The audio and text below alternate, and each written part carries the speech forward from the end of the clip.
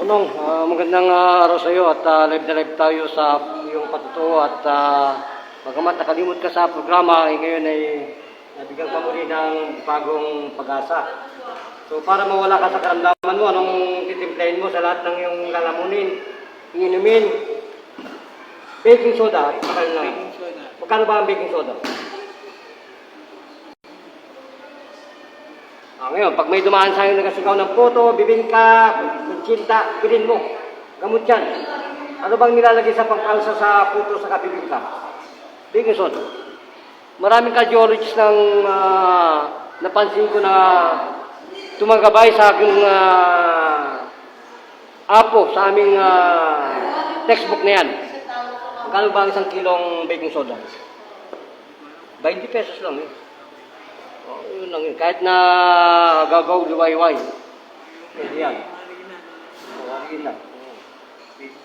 First line of defense, lahat po ng autoimmune system, hanggang utak mo, kaya nawawalan ka ng neuron, iron, ay yung utak mo nawawalan ng oxygen. Pag wala kang oxygen, mababa ang iyong hemoglobin.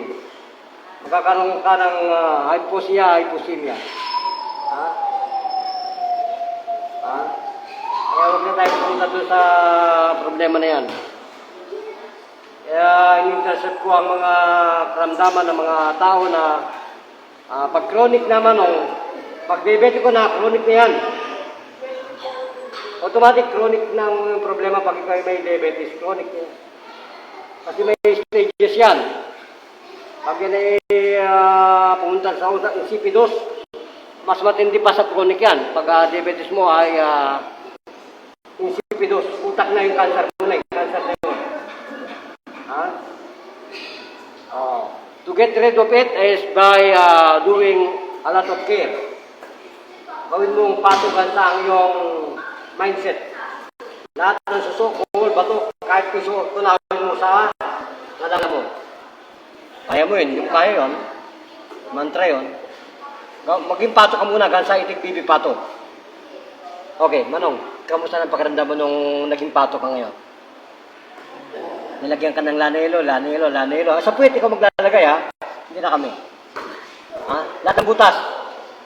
Yan ang wall of life. Ilong mo, tagdad ka ng sibuyas sa tubig, huwag malat. Adikin mo, gawin mong cocaine. So, nasaan na yung masakit mong paa? Nasaan na yung namamanip mong nilagyan ng yelo? Gano'n kasarap na? Sarap na. Ano?